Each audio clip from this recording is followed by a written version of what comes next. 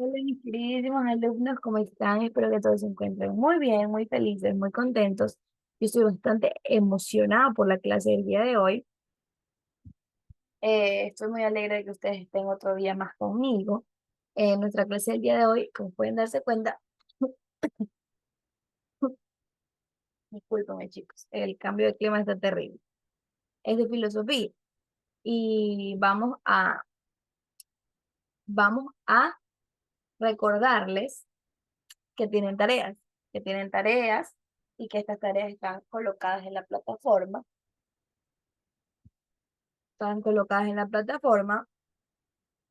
y que tienen que ver toda la clase para poder realizar su tarea de la manera correcta. Ahora sí vamos a introducirnos en este precioso mundo de la filosofía. Y vamos a comenzar con la filosofía helenista. Esta filosofía abarca desde la muerte de Aristóteles hasta el nacimiento de Plotino. Durante este periodo, la cultura griega se extendió por el Mediterráneo oriental, con las características propias de los pueblos que allí vivían. La filosofía helenística se caracterizó por ciencias como la biología, la historia, la astronomía y la medicina, que se independizaron de la filosofía. El centro cultural se trasladó de Atenas a otras ciudades, en especial a Alejandría. Esto predominó el interés por la ética. Había tres principales escuelas del periodo helénico, que fueron el epicureísmo, el etocismo y el escepticismo. El epicureísmo fue fundado por Epicuro de Salmos, que tenía tres bases fundamentales: la lógica, la física y la ética. La lógica era el estudio de la dimensión práctica del conocimiento. La física está compuesta por átomos. Y la ética es la felicidad que se alcanza con el placer. Y después venimos con el estoicismo, que esta escuela fue fundada por Zenón de Cito, y el tema central del estoicismo es la moral, que se resume en la frase vive según la naturaleza. Esto significa vivir según la razón, ya que esta ley es interna del universo. Y en cuanto al escepticismo, esta fue fundada por Pirrión de Elea y fue postulado fundamental del escepticismo. Es que el ser humano es incapaz de alcanzar la verdad. Por lo tanto, hay que abstenerse a reflexionar y así encontrar la paz suprema, la calma suprema. Ahora vamos con la filosofía romana. La filosofía romana, qué tema tan intrigante. La filosofía romana se puso de moda para los jóvenes romanos, así como ahora nosotros tenemos modas, en su tiempo también tenían moda. Y así es como pasa ahora, ¿no? Como pasó en ese tiempo. Los jóvenes romanos estudiaban la filosofía en Atenas para responder a las dos preocupaciones prácticas de los romanos, la moral y la política. Obviamente todo esto basado en el pensamiento griego, sino que se caracterizaron por el helenismo, lo que ya hablamos de ese segundo. Pero esto era el eclesitismo romano. Esta corriente fue representada por tres puntos importantes: la Seneca, el Epiceto y el Marco Aurélico. La Seneca nació en Córdoba, que fue un maestro de Nerón, que no compuso tratados, sino argumentos particulares. Sostuvo que la virtud es suficiente para la felicidad y los bienes materiales. El Epiceteto era el original de los Hierapolis, defendiendo el bien y el mal, que no tenían una existencia subjetiva. El Marco Aurelio era el emperador de Roma, que se dedicó a la meditación sobre sí mismo, sobre su existencia. Ahora vamos a hablar del misticismo. ¿Qué era el misticismo? ¿De qué trataba? ¿Por qué es tan importante? La filosofía toda es importante, chicos, de verdad, todo. El misticismo es la unión de la filosofía griega con el platonismo, dando así el miticismo, que se surge de dos corrientes: del hebreo alejandrina, que fue representado por el Filón de Alejandrina, quien trataba de conciliar el judaísmo con el platonismo. Sabemos que esto cuestiones de religiones es súper complicado. Y también se trataba del neoplatinismo, que fue a mediados del siglo III. La filosofía antigua procura formar una síntesis volviendo a las ideas de Platón, porque por ese momento les parecía que Platón tenía las mejores ideas de todo. Tenía las mejores ideas de todo. Entonces era como el boom del momento, por así decirlo, chicos. Y ahora aquí vemos el desafío de la mujer y contra la intolerancia. ¿De qué se trataba esto? Sabemos que las mujeres siempre hemos sido hechas menos por las personas, sobre todo por los hombres. Dentro de los desafíos planteados por la vida, que sirven de ejemplo, como actualmente, se encuentra la importante obra del medio de la cultura, el mundo helenético y filosófico. Hay que destacar que siempre el padre de esta sabia filosofía se preocupó por formar a su hija en los más diversos saberes, pero se le hizo bastante complicado, ya que en estos tiempos era muy, muy complicado, chicos, de verdad, muy complicado que las mujeres fueran respetadas y que digan, ah, sí, ya puede estudiar. No, ella tiene que ser ama de casa. Entonces, en la Alejandría de la época dominaban los hombres, los reyes, los, los colones. Entonces, enfrentaban cosas bastante difíciles. Y aquí también se metía la religión. Por ejemplo, por otro lado, muchos cristianos se contaron entre los discípulos de Hipatía y uno de ellos fue Sinesio. Sin embargo, el fanatismo y el extremismo de algunos cristianos de la época no aceptaba que una mujer se encontrara entre las personas más sabias. Esto les causaba mucho coraje, mucho favor, mucho fastidio.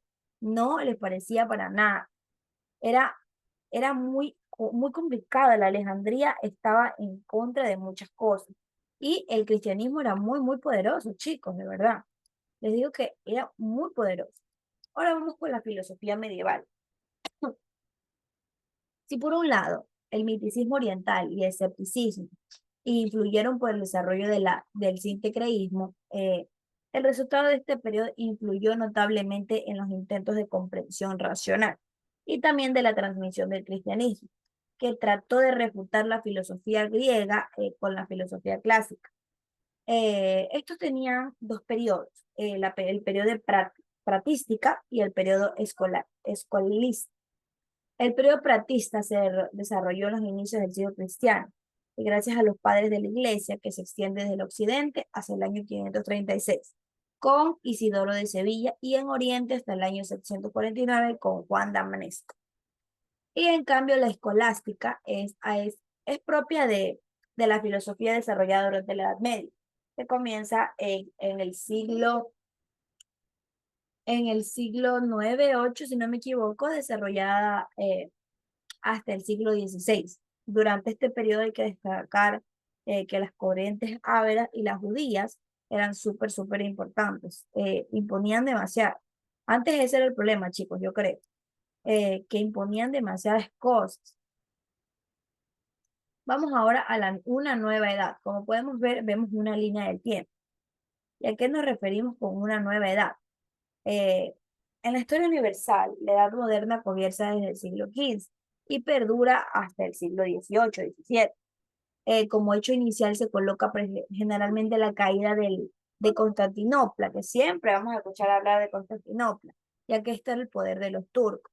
Y de ahí vemos el empirismo, racionalismo, el catanismo, el idealismo y ahí el fin, la decadencia, en la línea de tiempo que podemos ver en la pantalla. Desde el punto de vista filosófico, la Edad Moderna se abre con el Renacimiento y no concluye hasta fines del siglo XVIII, XIX. El pleno apega del positivismo, sin embargo, el comienzo de este nuevo tipo de filosofar no es un fenómeno aislado, sino que está englobado dentro de una serie de acontecimientos. Algunas de las circunstancias que influyeron fueron la decadencia de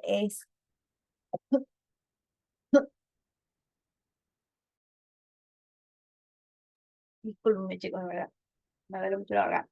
Bueno, como les decía, la decadencia de Escolatista. Estas fueron las especulaciones metatásticas que fueron cada vez menos satisfactorias para las personas. De ahí viene la diferenciación de la cultura, que viene diciendo que los diferentes sectores del saber, arte, ciencia, filosofía, comenzaron a existir de manera más independiente. Y aquí viene la reforma protestante, que al romperse la unidad de una iglesia, la crítica se vuelve un lugar común y en especial hacia las dogmas. Y por último, la nueva realidad, la política y economía. La economía. El Sacro Imperio Romano Germánico termina de disolverse, el sistema feudal se quebraja y la burguesía comienza a configurarse como futura clase dominante. Ahora cambiamos de diapo y vemos que tenemos al fin la filosofía moderna. La filosofía moderna. ¿Qué podemos decir acerca de la filosofía moderna? Ok, la filosofía moderna como tal es lo que nos pasa ahora, chicos. Tenemos el problema del conocimiento, el renacimiento y el humanismo. El problema del conocimiento. Habieron muchas personas que no conocían nada de la filosofía, pero aún así quieren imponer, y esto chocaba. ¿Por qué? Porque no era justo. Había personas que sí sabían y no era justo. Y luego viene el renacimiento, que este reencuentro con el mundo antiguo abre un periodo lleno de novedades. Ustedes si estudian biología, ciencias naturales, sociales, les va a salir que el Renacimiento fue uno de los puntos más importantes de la historia, ya que aquí se descubrió muchísimas cosas, incluidos nuevos mapas, nuevas personas, nuevas colonias, de todo. Y tenemos el humanismo, que el humanismo como tal, las personas ya estaban pensando más en lo que era un humano, en los derechos, en todo lo que merecía un ser humano. El humanismo no era una escuela, sino que era más humanistas, como lo dice la palabra.